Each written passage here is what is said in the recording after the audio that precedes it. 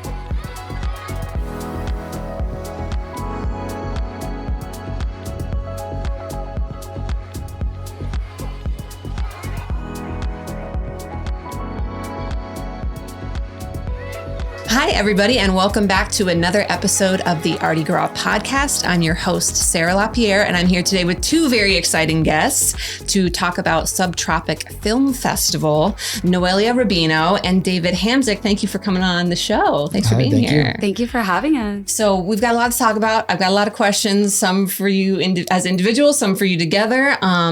Basically, I would love to start with a little bit of background, though. So both of you have been involved with the festival for quite a while. Noelia, you want to start us off and kind of tell us how you got involved? You're now the director and started as a co-founder. So give us a little history. Yeah, so I had a decent amount of time with the Miami Film Festival.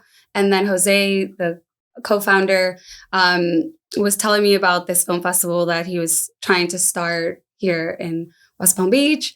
And just the idea of something being, so baby-ish, like, it was very interesting and I had a lot of curiosity for it. And yeah, it was just a matter of like seeing the venues and the spaces and meeting some of the artists, including David, and seeing a lot of potential for an actual like independent film festival in West Palm Beach. It's exciting to see that growth come up, right? So, yeah. And David, you're wear a lot of hats, director, filmmaker, pretty much every aspect of filmmaking. It seems you get into acting as well. Yeah, try to. Yeah. and you've been involved with the festival for years now. You grew up here in Jupiter. Mm-hmm. So how did it feel kind of getting into this scene, as it's been built, like the early stages of something?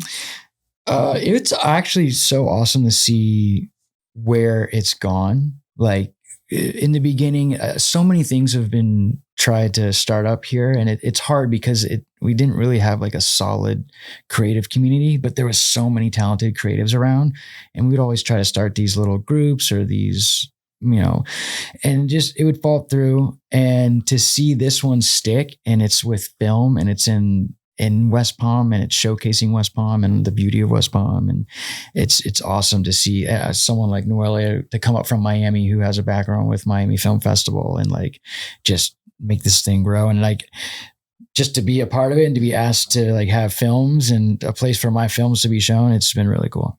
Yeah, you've screened multiple films over the years, right? Mm-hmm. So last year, I saw that it was Dear Florida was a film. Yeah. And then this year it is what is it called? The Beach Towel Art Show. Beach Towel Art Show, yeah. Which if people don't know what that was, give us a little rundown of. Beach Towel Art Show was this awesome idea where it was like, where can you, the tagline and the way I'm going to start the film is it breaks it down really well. And it's like, where can you have an art show that's going to only cost you $40 in materials to get a towel and get your artwork printed on it, and then have an amazing venue on the water in South Beach, and it's Beach Towel Art Show. So it's an awesome concept because it's like, Basil's insane. It's so much money, and there's all these big galleries, and what are the big tents that pop up, and it costs so much money to get into them, and it's this big display, and here's this big giant gathering on the beach right behind one of those big tents, and it's for free and everyone's having the time of their life. I love it. There's a major accessibility to it too, as opposed to, like you said, some of the bigger, satellite shows that happen around Basel. Regardless of the cost, there's also, getting artwork somewhere as opposed to, and it's the locals. It's local. That's the coolest thing. part. Yeah. It's the local artists that are able to just come with a beach towel and lay it on the sand and be part of the show. And this one was kind of like a group project, you said, this film. Yeah, this was Brian's idea. Yeah, correct? And Brian is our poster artist for the fantastic. festival. Okay, we've got the poster set up behind you guys. I love it. Little alligator on there. And so Noelia, as the director of this festival, you're working, you've got great partnerships. You're working with the Norton Museum, the Cultural Council. Tell us how it's been to have some of these bigger partners, support this event. It's been amazing, of course. It's almost like a dream come true. I remember our first meeting with the museum and just telling them, we have this film that we would like to screen in your theater when they had never done that before, and just introducing the space to film screenings. I think at first it felt like something that wasn't going to happen, but then the doors just kept opening.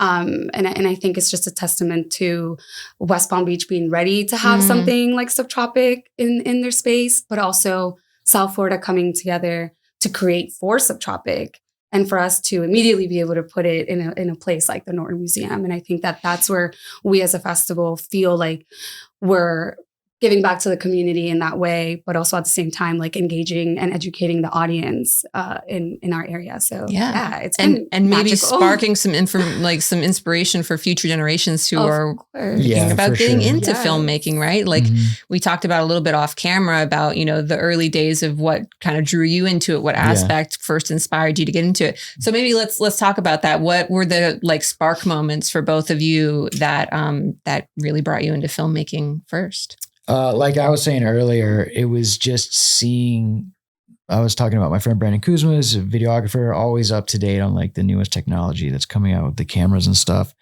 And my friends and I always had this desire to act. It was just this thing that we were so into. I think the first film that made me want to be an actor was Free Willy. Because the kid was so cool and he had this cool life and he was friends with a whale. And I'm like, man, how do you get to be in Free Willy? And I always pictured like a man and a woman, they're agents and they show up to your house and they ring your doorbell and they go, hi, would you want to be in a movie with a whale? And you just say yes and you go. That's how I thought it worked when I was a kid. Is that not how it works? I still don't know. No, they never came. You actually have to go and find them. But, so there was always this, and we went to middle school ER. It's in Dreyfus. We were visual artists, but still I remember sitting in the cafeteria and the first time hearing someone talk passionately about a film, that stuck with me for a long time. And I remember there was drama majors sitting at this other table and I heard them say, oh, you have to see Taxi Driver, the Scorsese film. And the way they critique, I've never heard someone critique a film or speak about it as it's this very high end, just amazing thing. And it made me be okay, Taxi Driver. Next time I go to FYE, I'm going to find Taxi Driver and see what they're talking about. And that stuck with me for a long time. Just the effect that a film could have on someone. Because before that, there was none of that. I wasn't thinking about movies like that. Movies were just entertainment, but they did something to me. I saw Empire Strikes Back when I was a kid and that had a huge effect on me.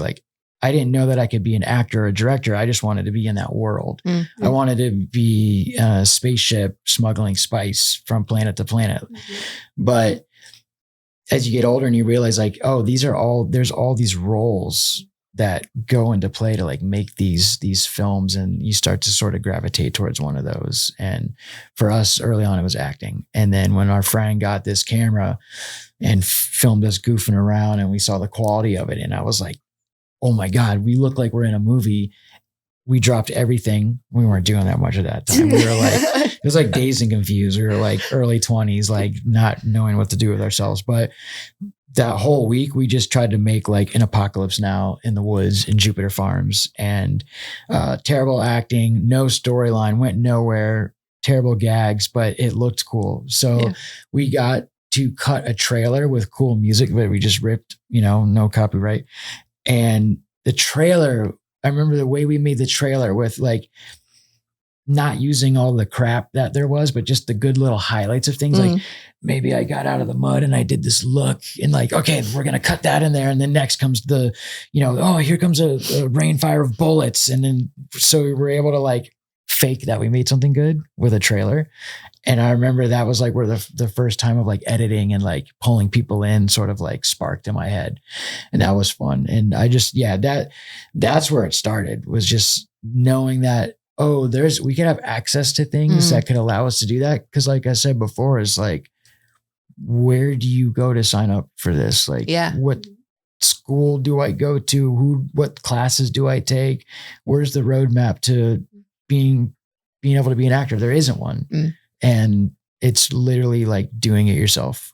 And having that like source of collaborative energy around you and your friends, amazing. That's huge, right? Because it's one thing if it just sparks something in you and then you find yourself kind of putting together all these roles. But when you have a group of people, that's why something like this festival has got to become so powerful, right? Because you're adding to that energy, to that collaborative space, to the interest, to the passion, getting to have more of those conversations, or even just overhear them of people talking about, man, I saw this film, or I was a part of this project and this is what it led to. And it's just the sharing of ideas that keeps us creatives alive and like bursting with more. Things start moving quicker when there's more people involved. Collaboration is key in filmmaking. In a lot of art related projects, but filmmaking, I think it's like, you have to. Yeah, you can't do it alone. You have to be a team player, right? You can't do it alone. Yeah. Was there like a spark moment for you, something that got you into it early on?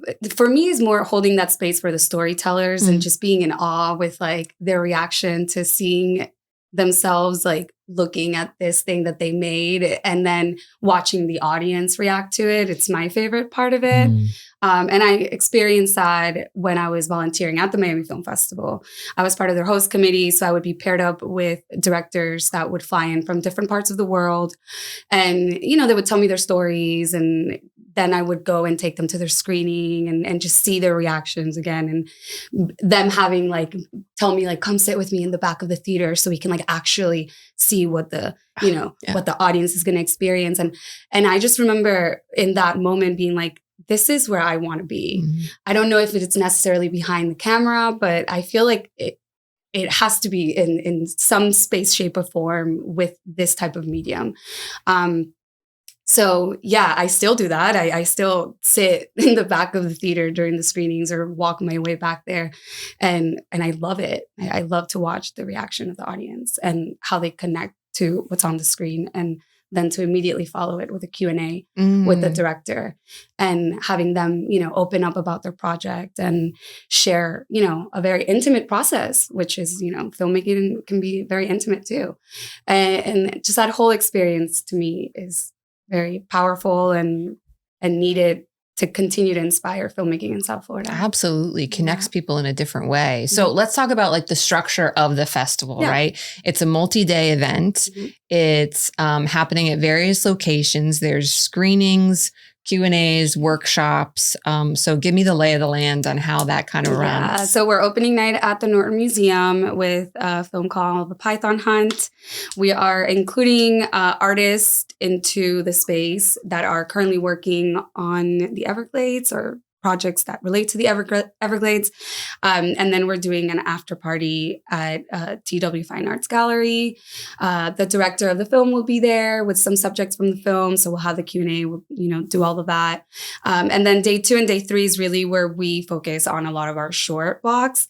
And this is really fun. It's fun to put short blocks together. We tend to do it a little bit different than some festivals. We focus on themes or feelings instead of like, let's just put a bunch of documentaries together or a bunch of animated films together. So I think that's really a different experience if you were to come to our festival and experience our short blocks. We do have workshops, yes. We have 2 workshops. We have a workshop with Throwbacks Film. They're bringing film cameras and they're teaching people how to use them, and then they're letting them go out and shoot with them. And then we get donated footage from Kodak Film Lab, and then we give them back to the filmmakers. And then we have a second workshop on Sunday with A-Flux Studios, and this is more on like the digital cameras and cinematography and lighting. We have panels. We have a panel with different film collectives in South Florida. So for those that are interested in joining film collectives, because they might be a little too nervous to like start the experience with just their friends, so they need to join a collective, and that will be available for them to learn about them. And then we have a panel on curiosity in filmmaking, which we're hoping it sort of inspires filmmakers to follow a subject that they're curious about and make some stuff. We want people to keep making things here, you know, and we want to screen them. So that's really our focus with everything from the programming to the workshops to the panels. It's got to be so encouraging to the filmmakers, you know, in this area in South Florida, that you're creating these bridges for people to connect, to be supported, to find ways of support, whether that's through screenings or through getting into a community where they have, you know, creative ideas and places where they can actually get, you know, some, I guess, hands-on kind of, you know, involvement. Or just meeting each other, right? Like bringing, you know, filmmakers into a space and sort of, you know, like they have to be at A-Flux Studios, right? So they get to meet each other. And I think that was always a very cool concept with the festival, is how do we bring Miami filmmakers and, you know, the creatives that you guys have here and sort of like blend those worlds in. And then of course you have people from Broward too, but just how do we bring South Florida together from a film aspect, right? And I hope that when we continue to do that, I think David can speak for himself on like,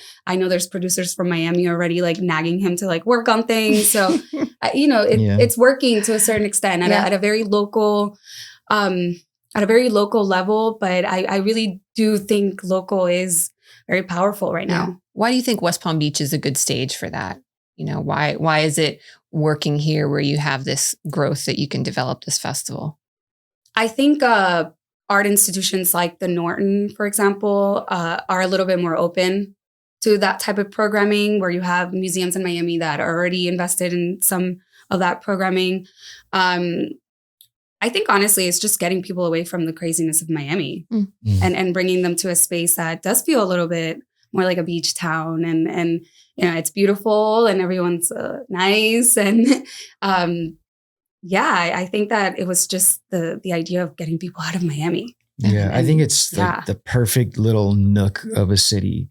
Like you got the Norton, and then for a minute, you could walk to the beach if you wanted to in like 15 minutes. Yeah. That's awesome. And like, Miami's very spread out and it's a little bit more hectic, but it's kind of like this little secret getaway up here. I feel like, and the potential for filmmakers to want to submit their films just based off like the scenic part of it and the location and the things that you could do outside of the festival. Like, you know, if you're a filmmaker from like North Dakota, it's like, oh, I'm going to go to Subtropic and like hang out on the beach and go to a tiki bar and do all these little like cool Florida things, where it's like, you could do it all in one little section and not have to like get an Uber and wait in Miami traffic and do this and do that. So I think it's like got just location wise, like the potential for it is like, it's, I always joke around and say it's like our little mini Cannes film festival. Like, I don't know. It could be. I love it. You know what? It's got the yachts out there. Yacht club, right? Like it definitely could be. Yeah. And you guys are having a red carpet premiere, right? Yeah. Like that's part of the Norton event. Museum, the biggest museum in West Palm. And then the Norton's amazing. It's such an incredible museum. So, all right, we heard a little bit about your perspective at like an opening night or a screening. What is your perspective as a filmmaker when you have, you know, your project being screened? What is that like? That is, I love, like, for me, it's almost like a release, like a relief. Cause I'm not going to show the film if I'm not happy with it. So that's already there. Like, I'm happy with the film. It's going to be shown, and it's a time to share it with my family and my friends. And the most important part for me for premieres is like, doing the family outing part about it, or, outing with your friends or someone who's in town and getting dinner after or before, and just, it's like the war is over. We're just going to like relax tonight and enjoy this evening until we start the next battle, like tomorrow. Yeah. I love that part of it. And it's, doing it at the Norton, it's got this like really classy feeling to it. So you get your good shoes on and your nice jacket and you go, and it's fun. It's like, I love just, there's a vibe in the air when you get to do something. And like, this is a smaller town, so there's not always something going on. It's not like New York City or Miami. It's like, oh, there's something going on. Yeah. This is a moment worth celebrating. And everyone comes out, and you see people in line waiting to go into the screening that like, you're like, oh my God, they came. And I love that. That's the best part. Yeah. Yeah, that's definitely. my favorite part too. The social part of it is cool, which it's like, I wouldn't say that for anything else, but for this, it's cool. And then just hearing people talk about the films afterwards, and maybe someone coming up to you and saying what they thought about it. Like that stuff really means a lot. It's really cool. I love that. And that kind of energy, I feel that similarly to when I, attend art festivals and exhibit my work. I'm happy with what I've created. It's there, but now I'm just there to like talk to people and engage with people, and then go out to dinner with my family afterwards and be like, survived that weekend, had a great time. Yeah. The work was the work. You've put tons of hours into it in advance, and now you just get to like enjoy the party. Hopefully, the best feeling in the world for an artist is the mixture of satisfaction and relief. It's like you're satisfied with the work and you're so relieved it's over. And like that combination is like such a good creative high. It's a high. It's a high. Sure. Yeah. And you just like, I had a high like that once on a movie set where like a scene went really well. And I remember like laying in bed being like, this is the most comfortable I've ever felt going to sleep, because I was buzzing off this. I was so worried about that scene because it was like an emotional scene, and it was over and I was satisfied with it. And I was just like, oh, this is what it's about. That like deep soul satisfaction as an artist. It really felt like there was something with my soul was going on. Like it was spiritual. And I was like, oh, now I'm addicted and I'm going to have to chase this. And it's not a bad addiction to have, but no, it's one of the good ones. It's a really cool. Yeah. So Subtropic has already hosted dozens of events. I mean, this is like not just West Palm Beach. You do collaborative things as well, screenings like we talked about, the workshops. I want to know about like one kind of wow moment that you've had that you're like, wow, this is working. We're onto something here. Yeah. I think our idea for going into 2025 was to start these like pop-up screenings and sort of not just get our name out, but the idea of taking the films that we screened at the festival and sort of carrying them through the year at different venues and putting them in front of different audiences.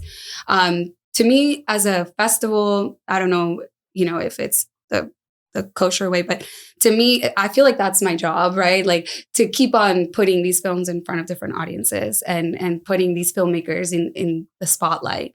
And I think the wow moment is happened a few times during those pop-up screenings where you have people from the audience that come up and they're like, wow, like this curation was amazing.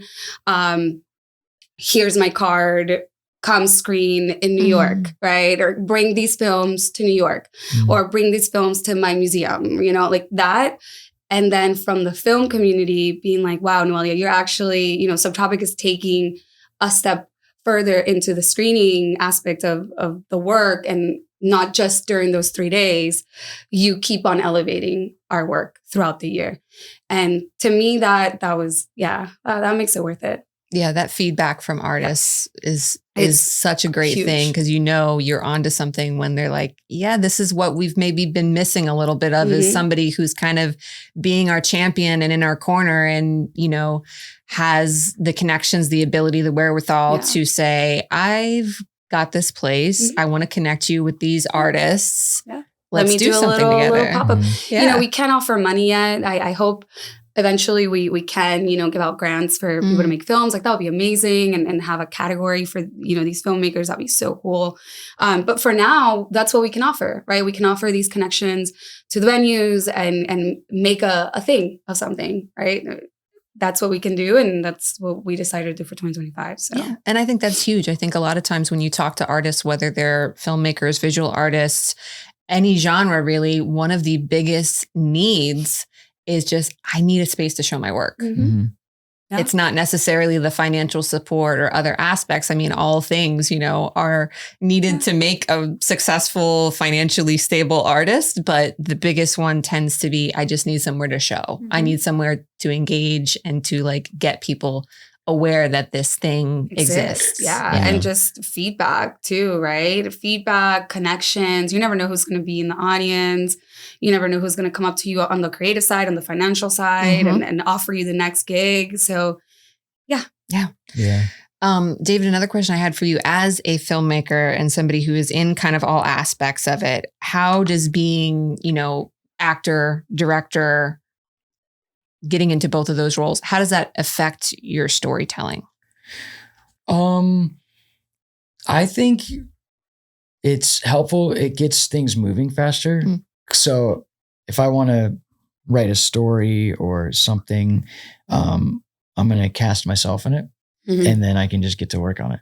And if I keep it small, it can move along. And I have a good group of guys that I work with all the time. So that's like really the most helpful part right now, still working on like a small scale, is to just hop in the acting seat and just let's get this thing made and then move on to the next. Yeah. The ability to get right to work. Yeah. For sure. That helps to get the film itself, like just out there. Yeah. That makes sense. I mean, side quests, though. You need some side quests. I try to convince him to do side quests with me all the time. I like side quests. What are some of the side quests we're trying to get into? A side quest. Yeah, we're going to go to what is it? Fantasy Fest? Fantasy Fest in Key West. Side quest in Fantasy Fest? Come on. I love right? it. Like, can we have a cool documentary about Fantasy Fest? Yeah. Please. Right? That From like so fun. from different perspectives, like following different characters. Any as excuse to go to Key West. Yes. Truly. So, I love it. Yeah. My perspective, I painted for years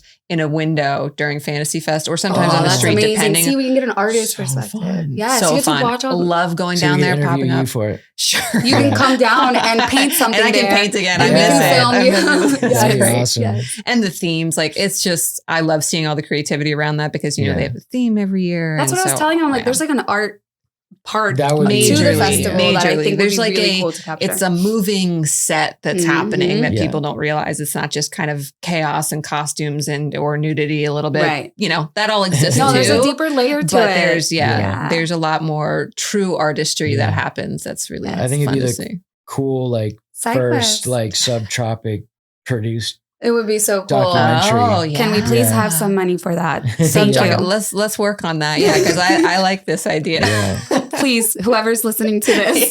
Yeah, exactly. No, that'd be, I like that'd it. be so Yeah, fun. so that's a side quest. Good. I think side quest for creatives is important to have. I'm very too. pro side quest. Yeah. Yes. Yeah. Definitely. I'm somebody who professionally does one medium, painting, and I have, a theme that I've landed on that I really enjoy that aspect of it, but I have a million other little side quests that I get into that I have to kind of, Side quests brain. to keep you off the couch. Keep you sane. Yeah. To keep you off Netflix, to keep you off the Yeah. couch, keep moving. keep me from doom scrolling. Really, Doom that's scroll. that's what they keep me from. Exactly. Okay, so film festivals, right? A bit like films themselves, there's probably some chaos going on in the background at some point or a little unexpected things.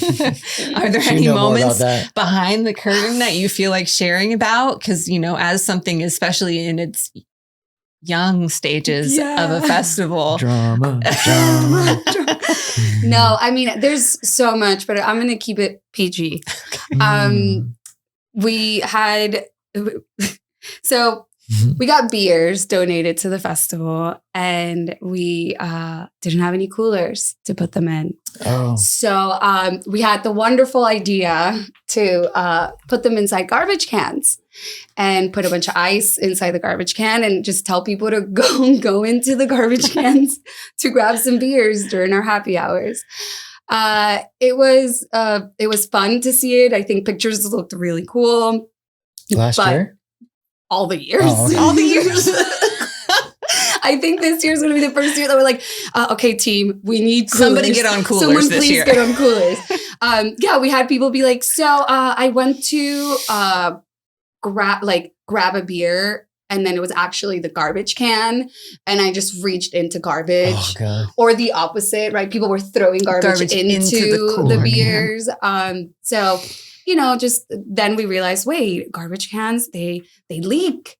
So now we have all of this water in the soundstage where there's all of these cables everywhere. Lots of equipment going on, yeah. So yeah, little things like that, like times 1,000. I think we had last year, something happened with our screen.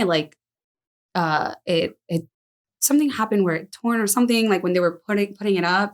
So they had to order a screen last minute. I remember that. Shipped. It was chaos. Yeah.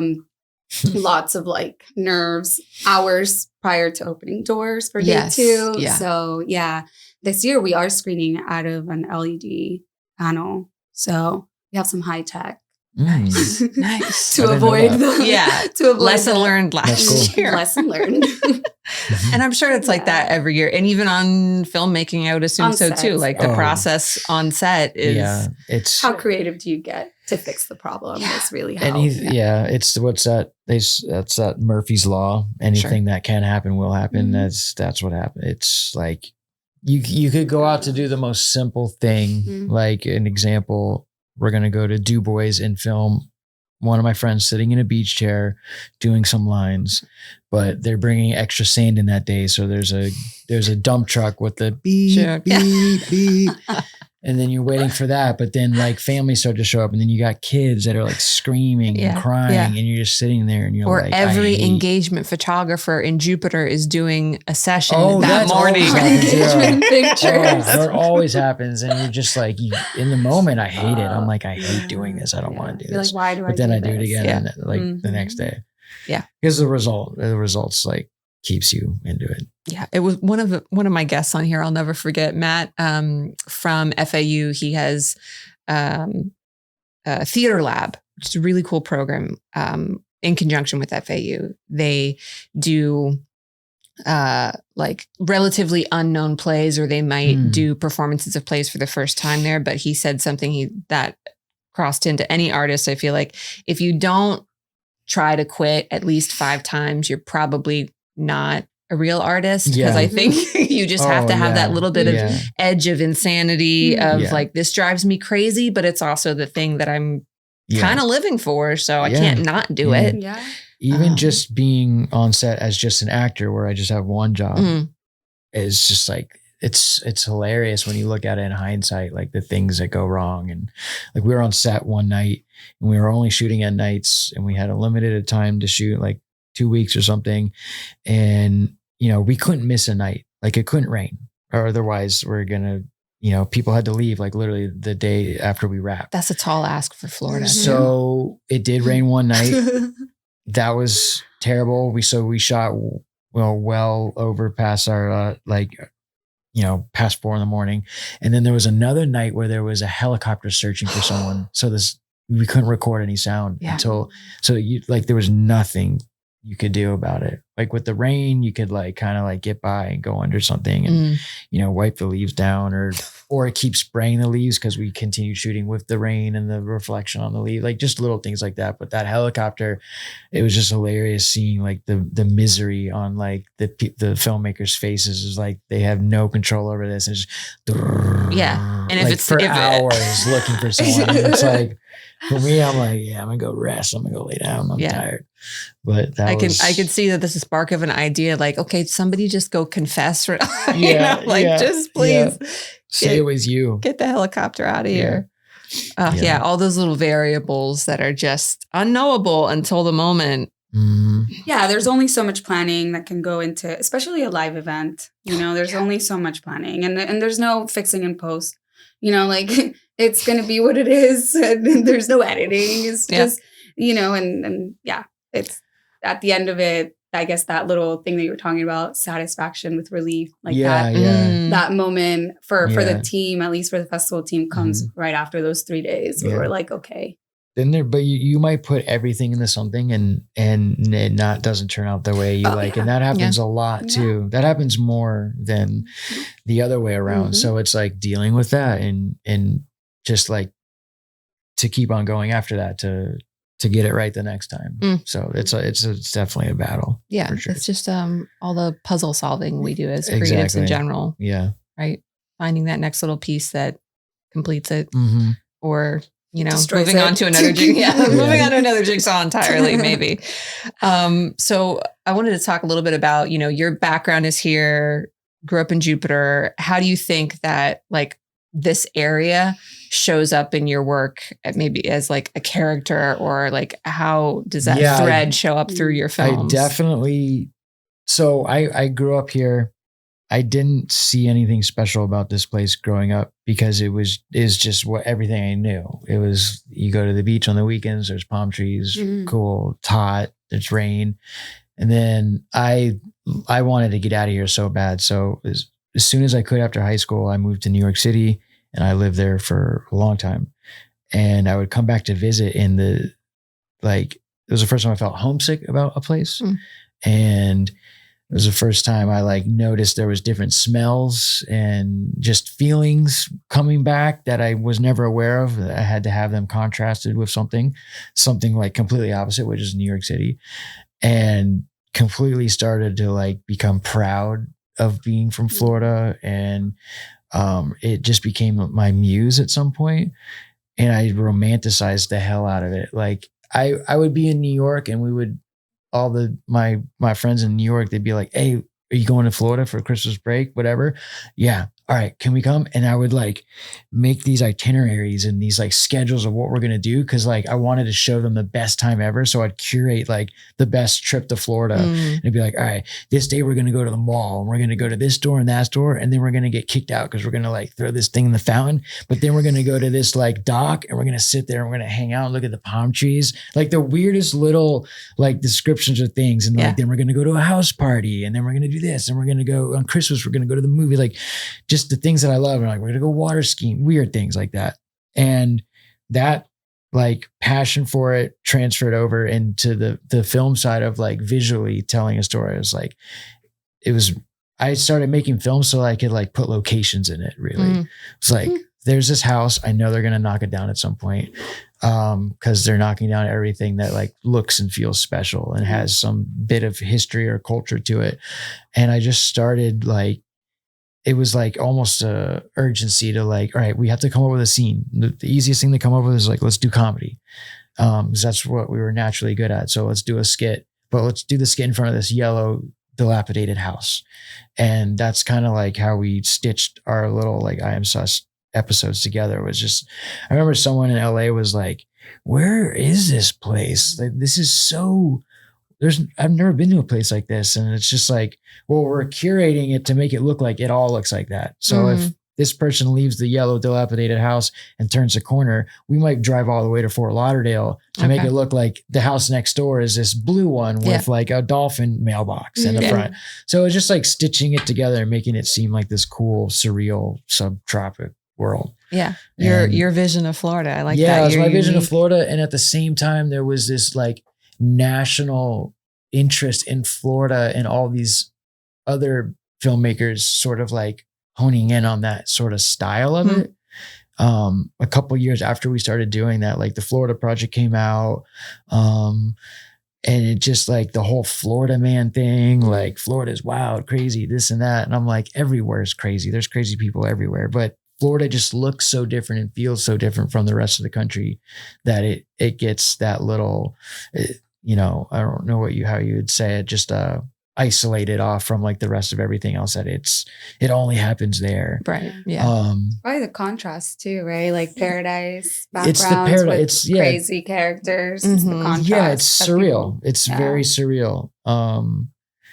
And I just was like, well, I'm from here. I'm in the middle of it. I'm literally the spawn of a Florida man. Like I've been location scouting my whole life. And so with that interest of wanting to make films and act, it was like, I'm leaving New York and I'm going to start making everything in Florida. And I remember the very first Subtropic Film Festival when I screened Where's Roger That? Yeah. I won an award for that. And I remember getting on stage and I did this speech and I was like, I was going to leave, but I'm not leaving. I'm staying here. I'm going to make stuff here. And I'm like, yeah. I remember like a year later, I was like on a plane to LA, like I'm going to move to LA, screw Florida. But people were so hyped and like reposting that. And I was like, man, we just got to make it work. And this film festival is like helping with that for sure. Yeah. For sure. Yeah. So it's good. Like that's what gets me so excited about it, is that I'm seeing it grow. I said it in the car over here. It's like so cool to see it like growing and like really good filmmakers wanting to screen here, and having the Norton as like the place that's like today you had a filmmaker that was like, who's doing the opening film. Yeah. Like I want to like go look at the Norton and like see where it's going to be like screened. And I was like, that's awesome. That's I mean, cool. it is an incredible venue. It's a world-class museum that we have here in West Palm Beach. The theater is so insane. The so movie cool. theater is it's cozy and it's so elegant looking. And like, you feel like when you do the Q&As, I got the cool little mid-century modern chairs and furniture, and you feel so like, I'm doing a panel. This right is like now. a real thing that's happening. Yeah. I love that. It's funny. How many films are actually being screened this year? I think we're at 65 now. Oh, okay. What is that? What is that application like? How does one submit to this, and how do you curate that selection? So, we opened submissions. I think last year we opened them like in December, and then we closed them in August through Film Freeway, and we curate from that. So there's a group of people from the film community that watch these films, and then they give us their feedback, and then they get pushed into another area where other group of people look at it. And then eventually we curate the blocks once we select the ones that we want to screen. There is some sort of theme. I feel like every year we've had some sort of theme. This year is definitely, a strong focus on the Everglades. Yeah. And that sort of carries through a bit with the short selection. But yeah, that's really the process. It's a little bit of reaching into the community as well and asking for films, being like, oh, we feel like your film would fit our program. Would you be interested in screening with us? So that kind of programming also happens. And yeah, we had open calls. We had open calls for when we did our Miami Film Festival partnership, where we had our own shorts block there. And then when we did our partnership with 3 Points, we screened that during 3 joints. So we had open call for that too. So that has allowed us to sort of like tap into different filmmakers that aren't necessarily like your festival filmmakers. They're more your artists that are venturing into film. Okay. So we were able to get some really cool stuff from that. Yeah. So with the theme you mentioned, kind of, Everglades is being highlighted this year. You've got the Python Hunt is the opening night, right? Premiere. And then The River of Grass is another film that features Everglades. Is that something that you specifically saw more of coming up in the films, or that you really wanted to reach out and grab and feature? No, it's very organic. It's just keeping a finger on like what people are making, what artists are making. And there was definitely a strong focus on the Everglades, and just from an environmental point, but also from everything that's happening in the Everglades. Yeah. So to start getting stuff like that, just kind of, for us, it feels like we're literally just programming what's being made right now.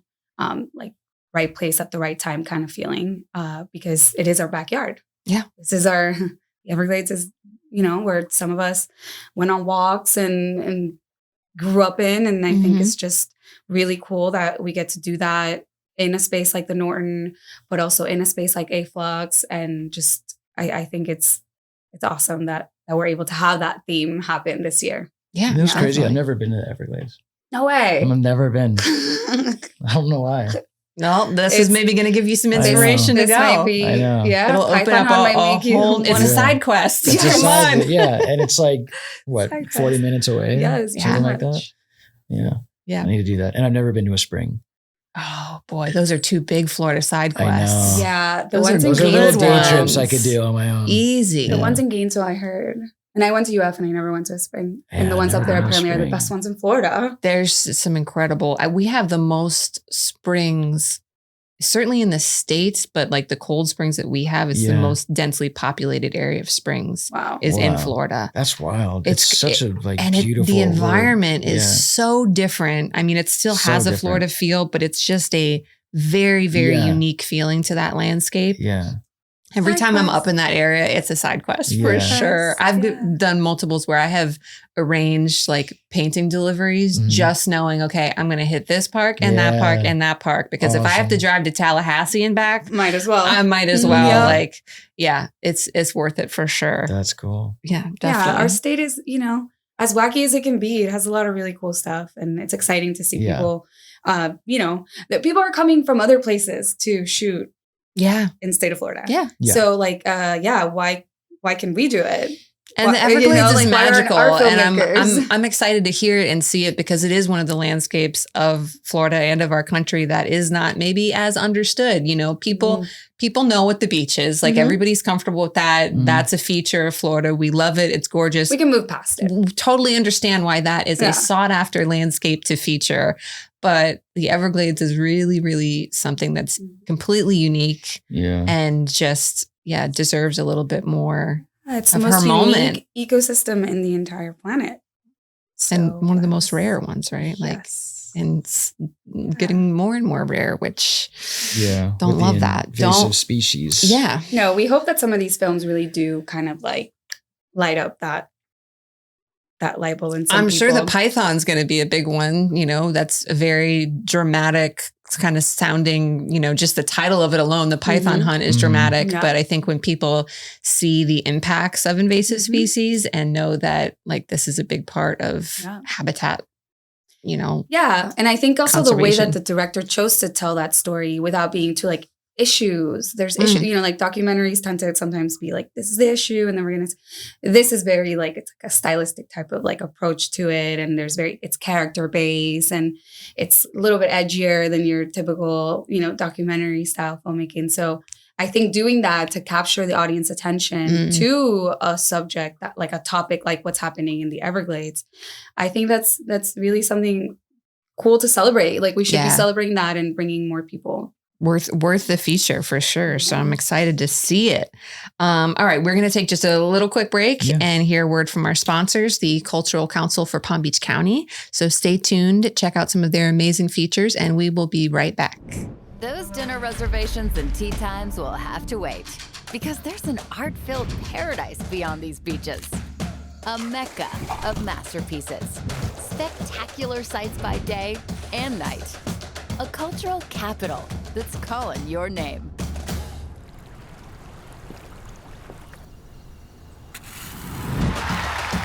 See so much more than you came for in the Palm Beaches.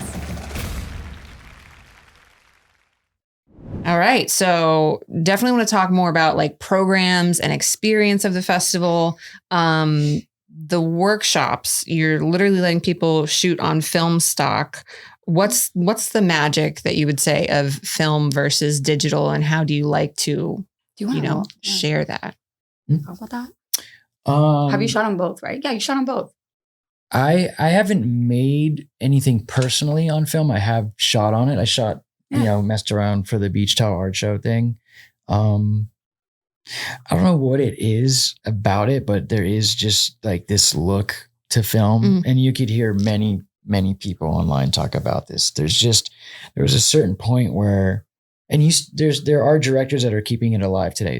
The big spectacle directors like the Christopher Nolans and the Tarantinos, they're shooting only on film. They're only going to shoot on film. And, you know, those are the movies that like everyone's going to go to the movie theaters to see. And that's keeping that medium alive. So it's just, I don't know, if you watch a movie from the 90s, you know, you watch like Boogie Nights compared to, and if you're paying attention to those things, which a lot of people don't. So that's kind of why it is like, it could be like a dying breed, but like an artist or a filmmaker sees it. And there's a certain texture to it. The way the lighting is, the way the coloring is, just like the feel of it is so different than like, let's say like a crisp, like maybe over color corrected, like 2010s movie that like could have been this great piece of art if it were, you know, shot in that same filter. But I don't know, like I don't really know how to, because I don't even understand like the science behind it of how it works. But like, okay, then so do you ever get into the workshops that are happening? Like, is that something that you ever enter into with this event? For sure, absolutely. Like I know I could probably actually explain it to you, but would sound really bad like right now off the top.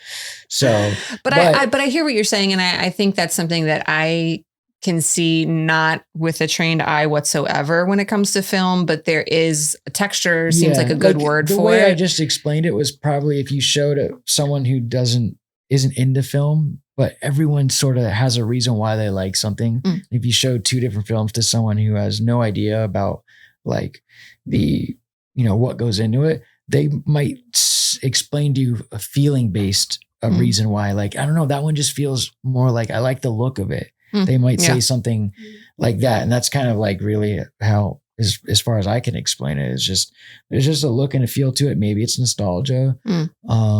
Maybe like my nephew's 10 right now. Maybe when he's my age, he'll be like, oh, I love that look of Transformers in like 2015. Like that's my nostalgia. So, you know, but and it's something like magical to it too. It's like, it's image being like burned onto celluloid and there's this cool process. And it's like how people love vinyl again. Well, I wonder if it's sometimes maybe too a part of the, like a physical part of the process, like having to, again, I don't, money. Like there could be more mistakes. There's less takes, you know?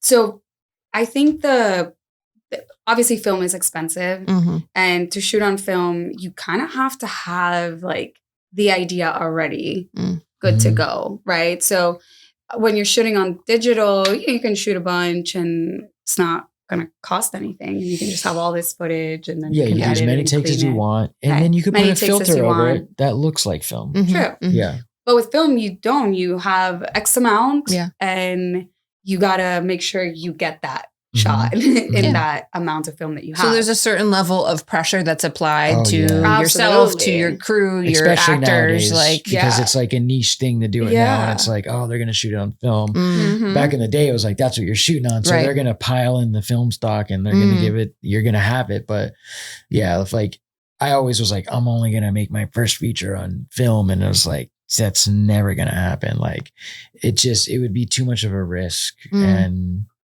I think it's something to work towards, to be able to get to the point to where, okay, I got this dialed in.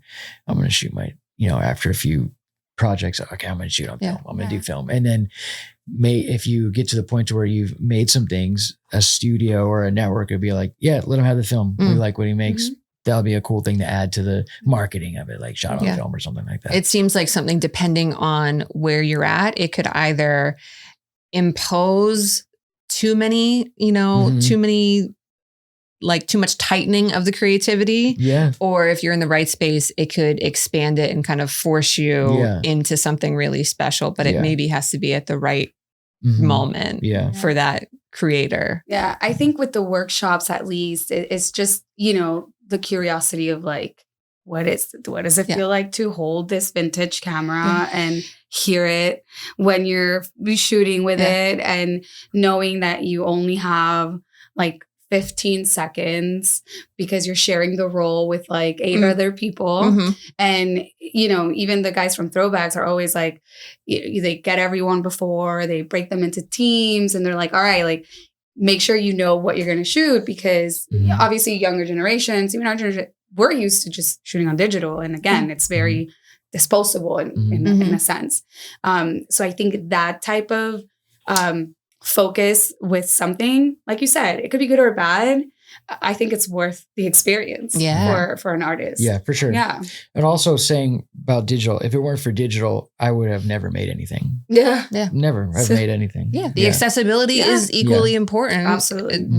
That you can have disposable, that you can, it gives you the opportunity to make a lot of mistakes at a low cost. Absolutely. And that, you can learn from and then get to the place where it's like, oh, I can invest more into my art form now because I have the skill set, the whatever it takes to, to take it to that next level and raise your medium a little bit. And actors can get excited about it. Like, oh, I'm going to be in a film that's shot on film, or people could be like, oh, he wants to shoot on film. What an artist, like it can go both ways. Yeah. I love that. So with the, workshops, with the screenings, who is the audience that you want to pull in? Who do you want to bring to this film festival? Like, who do you hope shows up here? You know what I like when I went to Gramps, they were doing what were you calling those? Last Call Cinema. Last Call Cinema. Yeah. And you would see little film series out of a indie theater inside a bar in Miami called Gramps. Yeah. Nice. Shirley's was the name of the theater. You would see you'd see everyone walking in, and the people that are going to be, and then you'd see someone walk in and you've never seen before, and they're like looking around and making sure they're in the right place, and then they go up to the ticket person, they're like, oh, you got your ticket? Oh yeah, I got my ticket. And you're like, that person saw this post and just by themselves were interested enough to purchase a ticket and get in their car and drive to this place without anyone with them and go sit, and they sit there and they watch all these films. And that is the coolest thing to me. Absolutely. Because you're bringing in someone that has nothing to do with the circle of it, and that more of that. That's super special and exciting. Yeah. Truly. That's a moment of oh my God. And then they might even, at times, they'll come up and say something to you. And that's that they're on a side quest right now, and they're, looking to get inspiration. They've probably never went up to someone and been like, oh, I really liked that film. So this is the first, I think that's awesome. They're wide eyed, and they're kind of like, I'm in this new environment. I like that. Yeah. That's very cool. Yeah. It's a little portal, film festivals are a little portal. So I hope that anyone can walk through it. That would be great. I obviously, we hope for artists to come and use it as a way to get inspired or to connect with other artists, but also for just your average audience person that's like, what can I do on a Saturday night or, on a Friday night or on a Sunday evening? Come and watch some indie films, films that are being made by people that live where you also live. And most likely you'll connect to some of these films because you might know the background, you might be like, oh, that's there. I walked through there. I drove through there. Right. Or you might connect with a theme or a feeling. Maybe you'll cry a little bit and you'll realize you've been holding in that cry for a while and you just needed to watch an indie film made by a really angry student, and you had to let out that cry. And I think that that's really the audience that we want. It's just, we want that open-minded audience. We want those people that are going to walk through this portal and experience the curation of the festival for what it is and just be down for the ride. That's really it. Be down for whatever, you're going to feel. Yeah. Now I know you said is it 2 days and the premiere night, or is it just? Yeah. So it's opening night. It's just that one film. Yeah. Python Hunt. And then the other 2 days, it's where a lot of the shorts. Gotcha. Yeah, and now, so we have 6 blocks each day. Are there Q&As involved with everyone? With every short block. I love that. So after every short block, we try to keep our blocks very digestible. Okay. So we keep them under 45 minutes. And then after that, we'll do a Q&A with whatever filmmakers we have in attendance, and people in the audience get to ask questions and engage. And then after that, we go right into another block. Okay, this is such a corny question, No? but is popcorn involved? Yeah, we're Okay. actually looking for a sponsor. If anyone wants to sponsor popcorn, please reach out. Okay, so I'm thinking like, we're going to come have this experience. I'm going to get like, I'm You're going to gonna need a get snack at popcorn. some point. Yes, like, yes. Oh yeah. Yes, there's going to be mariquitas. Our friend Love. Gabe, a filmmaker, is going to be sponsoring mariquitas. Those are the plantain chips that are delicious. Delicious. So if you don't want to do popcorn, you can do mariquitas. Okay. But we will have popcorn. We've had popcorn every year. We get a popcorn machine. We get some of the students from G-Star that are volunteering. Okay. Make popcorn. That's right. I do remember there was a popcorn machine at the Peach Yeah. when you had Yeah. a screening there. Yeah. Yeah, that's right. It's a good part of it. Yeah. Who doesn't love some popcorn with Yeah. their films? Got it. Oh man. I wanted to talk a little bit about there's still more questions. Make sure. Let's see how we're doing on timing because I know I can get off on tangents. Okay, we talked about the Everglades, and I love that. I don't remember if we talked about this prior to recording, but I love that the Norton is featuring some visual arts component this year as well. I think that's really cool and a nice collaboration of them that's featuring some local artists as well. So that's just opening night. So I think that's like kind of one of those moments you don't want to miss because that's something that's really special. Absolutely. We were super, super excited to get the green light for that. We have people from the museum involved with the curation as well. So it's just going to be great. And it's so cool to bring people from the community into the space like the Norton Museum and have them say like, we're showcasing our work at the museum. Like that's cool. Yes. And for us as a festival to be able to do that, meaning we're stepping out of like the film medium and bringing these artists into expanding this and expanding it really does feel like an art festival.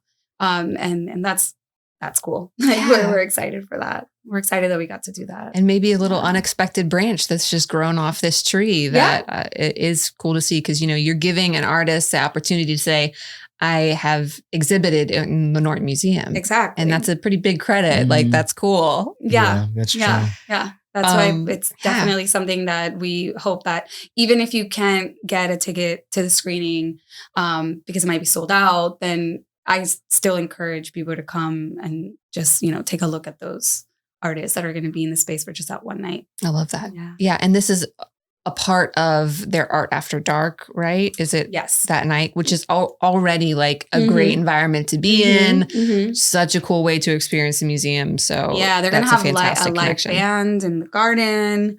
Our curation in the Great Hall. We'll have our step and repeat there with a red carpet, and we'll have photographers there. We'll have a bar. So yeah, it should I love be a fun it. It's a big night. moment. Yeah, Yeah. it's a really good night. It's So a good venue. what do you hope that people like? Is there a kind of takeaway that you hope that people have? Whether they come to the premiere or they come to some of the other events.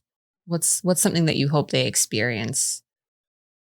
The power of local filmmaking. Yeah. For sure. There's the power of local artists, right? Period. Period. Thank you. Period. Mic drop. But yes, that's what I would want people to experience. To see that you don't have to. Yes, we love our international artists, and of course, but we have a lot of amazing talent here in South Florida, and we're just really excited to elevate them and for people to come and see that. Yeah, these are our people. So Yeah, I agree. Yeah, that's a fantastic answer. I love it. I did want to ask David you about your film last year, the Dear Florida film, both kind of a love letter and a critique of Florida. Yeah, I think a critique on like the changes that are happening. They're good and bad. Yeah. The remodeling of it and not being replaced with something that is of the same, Depth of character. as the thing before. It's like I say, I have this little Instagram I call like Cozy Palm Beach. I make these little cozy core videos of like little nooks in West Palm or I love this. wherever. I have to find this. What, Cozy Palm Beach? Cozy Palm Beach. Okay. And the description in the top of the Instagram is like before everything turns into a gray square. Cause it's like, I walk around, I live right downtown. So I walk around a lot and I'll see an old building get torn down. And then like just this gray box pops up with like weird fake marble paneling or something. And I'm just like, oh man, that sucks. I don't like looking at that. Yeah. It's like that. I don't know why that is. I guess it's because it's cheaper to make things to do them like that. But there's like this thing where like, it's not important to make a building like impressive anymore, I guess, or the look of it, or I don't know. Yeah. But that was a critique. Really just a love letter to all the different people that are from here. And it was like a thank you to like this environment that made me who I am, flawed and the good sides and the bad sides, you know, because it all contributes to, you know, the story. So yeah. No, that one kind of came out of nowhere. That was just, I don't know, that it was like, it just happened. You know, it wasn't planned. That wasn't planned at all, that film. Just an organic, creative moment. It was me calling him and being like, do you have something I can screen at the Norton? Yeah. And I had, originally it was, I put together that footage for like a concept trailer for a film that I wrote. Mm-hmm. And then when she said that, we can't really show a trailer, it needs to be like a film. I went and did all those interviews in one weekend. And so I was like, okay, I have some interviews. They said some things that were like really on point with like what I wrote in that script. So the footage was kind of there. And then I spent maybe 2 weeks editing that and just listening to certain songs, and just this thing kind of like formed, and that's what it was. And then the tornado hit my house, and that was the last thing I added to it was the tornado. In the very beginning, a tornado hits our house and you could hear us. We're in the closet and you could hear the tornado hitting. And I was like, oh yeah, this is perfect. And I remember I was such an artist, man. I was waiting for such an artist. I remember I kept texting them saying like, I'm waiting for a really good sunset. Cause I haven't seen a good sunset in a long time. Like, yeah, you're waiting for a public sunset, remember? You're yeah, like, I'm waiting in the for a public parking sunset. lot. Yes, I remember that. Because I was would see like really good ones, and I just don't have my camera on me. Yeah. And I hadn't seen I saw this sunrise one time when I was on the bus from Jupiter going to West Palm to Middle School of the Arts. And we were getting on 95, and I remember seeing the sky, and it was like biblical. It was the most insane beauty that I've ever seen on this planet, and I'd never seen it again. It was just the right amount of clouds in the sky. It was the right amount of temperature, whatever storm was rolling in, and the lighting. I've never seen it again like that. I don't think I ever will. It was so triumphant. It was like just like the gates of heaven were just like parked right off the beach. Yeah. And I wanted to see if I could capture that. Could find something like that. When the tornado hit, because the hurricane didn't even hit yet. It was the bands hitting us, and everyone was coming to our house to check on us because we got hit pretty bad. And this insane, incredible sunset happened right after the tornado. And one of our friends that was over checking on us had his cowboy hat on. And there's a shot of this like cowboy in front of this incredible sunset. And I remember like the film was due like the next day or something. Oh yeah. Cause we were worried that we were going to have to cancel because of the hurricane. Yeah. Yeah. It was happening like last year, 2 days you can't before control. it. Yep. 2 days before it. And I remember that was the last clip I added to it. It was the tornado and that, you know, it was just like this, you know, I could have just kept making that film. Yeah. Like it could keep going. And I have filmed some stuff, but like that can just keep going and going and going. Yeah. And you like what could be shown in it would be, I don't know, there'd be a lot of interesting things. It could just keep going. It's one of those things. And it has such as a series or something. It has such a cool reaction from the audience. Yeah. When we does. screened it in Miami and people were like, what? Like, yeah. what is this It's guy? just there's no real story. It's just a feeling of what does it feel like it's to like me a poem here? to me. Yeah, I guess so. Maybe. Yeah. And it could, it was just like the right pressure of time. I was like, hey, can you make this? And like, all right. And then it's like, this thing happened. Yeah. And a very like honest Florida moment that sounds like it really needed to be included. Like, that's cool that like the way I was feeling in life at that point in time making it, because I might have made something that was more funny, you know, at that point. But yeah, there was a lot of like, you know, personal things that happened and some loss in the family, and that's what we got was that. Yeah. So it's cool. Yeah. I remember your text message when you were like, I think it's done. And you like he sends it to me, and I'm watching this and I'm crying. And I'm like, why did you did that? Like you just like did that without permission, like, and that's when I was like, yeah, we definitely opening night. Like, sure. Yeah, that was a cool night because I got to bring my nephews in it. He's a little boy reading the narration. So I got to go on the red carpet with him, dress him up, and he came up for the panel, but he was scared to death. Cute, and they were asking him questions, and he would just go. I love him already because I feel for him. But when he said, "Hey, do you want to go up?" I was like, he's so shy. Yeah. And they were in the beginning, he's like, "Okay, maybe." And then when they called us up, I had to go up to the back of the theater to go to my sister and be like, "Does he want to come up?" And they looked at him and he wasn't talking. He was like, "Do you want to go?" He's like he wanted to go. He wanted, like, it was important to him. There, it was the determination honestly, to do that. It was so cute. Cool. And having him, he's in all the photos for that Q&A. So I think that's maybe a part, because I was trying to find a clip of it to watch. And I think that's a part of the clip then that I saw with your nephew. He's in this room with like beautiful muraling all over the walls. That was a room in my dad's house. Yeah. It's a beautiful space. Like, so cool. Some set for a thing we shot years ago. Yeah, it was a really cool space. That's awesome that you get to weave in those moments with, with family, important relationships too, that it sounds like it's just such maybe this is the way you do it. Maybe it's for filmmakers in general, that it's really interwoven with your life. It's not a separate identity or, something that's over there. It's really in your life. It took me a while to have the courage to involve people in my family, because before it's like, you want to make something separate. The UFO crashed over here and we're going to go invest, stuff like that. And then the more it took more courage to have my nephew read these kind of heavy things then, and to me be like, maybe I shouldn't do that. That might be awkward. That might be kind of difficult. So let me just do something different. And I was like, no, just do it.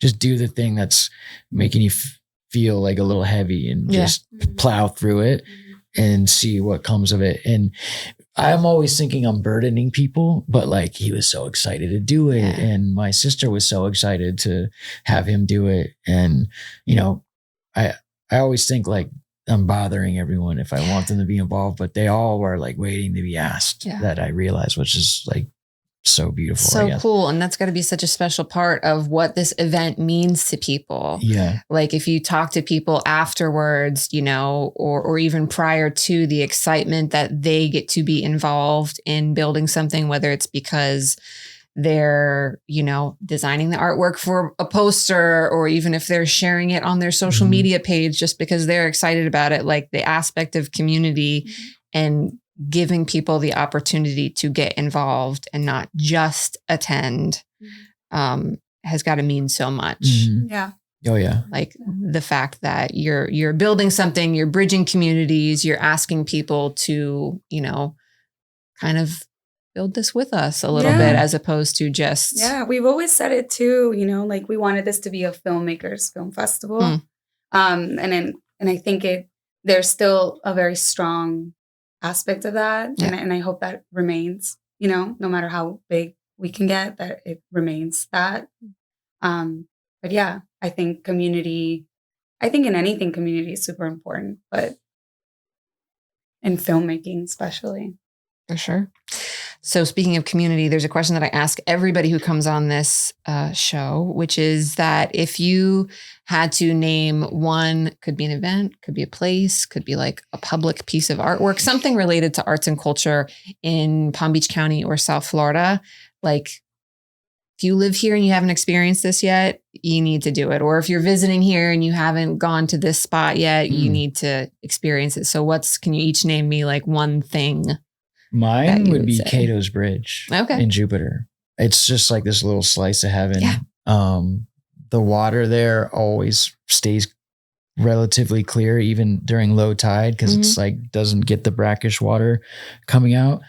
It's just I take people there that aren't from here, they're visiting, and they're just like blown away. Yeah. And the snorkeling and the going down to the pylons and the little sandbars all throughout it. And it's just like whenever I'm away for a long time, or I didn't realize that was a cool place when my dad used to bring me there when I was a kid, and he'd snorkel, and sitting in New York, and I'm like, whoa, that place was like pretty incredible. Like, whoa, it's like people vacation where we grew up and lived. So Cato's Bridge is like, that's my happy place. I can't wait to hear after your side quest to the Springs happens. I'm very excited for you. I think he's going to be mind blown. I really do too. Yeah.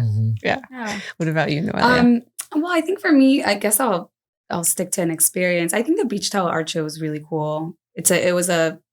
I haven't felt community like that with like artists, especially in Miami, where things can be a little bit rougher around the edges. So it was cool to see people come together for something like that.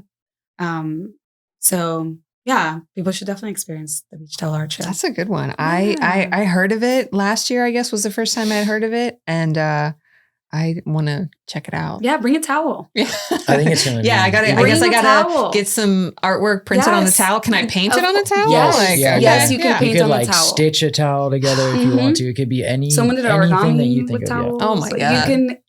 Yeah. Your mind.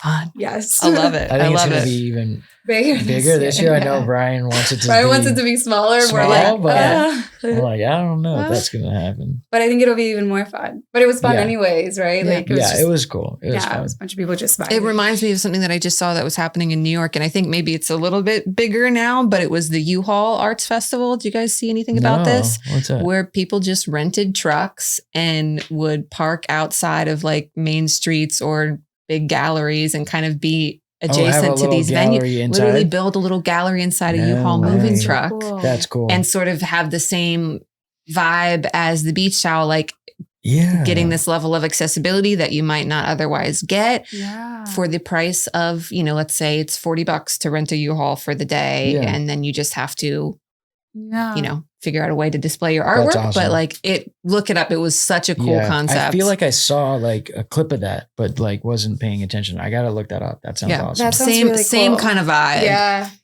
That reminds me of a museum it was not really a museum. It was like a building in Montreal where someone paid muralists to go into like the service stairs, right? And paint each floor during like an art thing that was happening. So people were just like walking to this building just to see people paint, inside the staircase. And it was open to the public. So just something like that. Yeah. Utilizing those areas that might be, either hidden away, but the people are using the stairs every day, so bringing art to. I got to paint a stairwell once. It was great. I had a good time painting it. And for years, I still have people every once in a while, like take a photo, send it to me. Yeah. Like, I'm like, oh, the flower's still there. It's cool. Still That's nice. People still pass by it on their way to work. And, it's a good spot to be in, honestly, as a painter. All right. So got the local spots. Those are both great answers. Would love to get into a little bit of like looking ahead and maybe some advice. So looking ahead, what do you see for the future of this festival?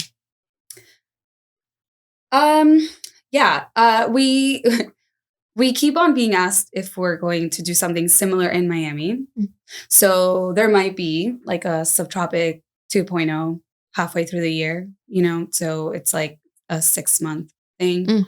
Kind of same thing, so that's something we look forward to executing with the right partnerships and all things fall into place. The idea of us carrying our films throughout the year is still very much something that we want to do. We hope to take them outside of Florida and bring some of Florida to other places. That would be really cool to do. We are in talks with some people in New York, so hopefully we'll pop in there soon, maybe sometime in February. I look forward to doing the same thing with the Miami Film Festival.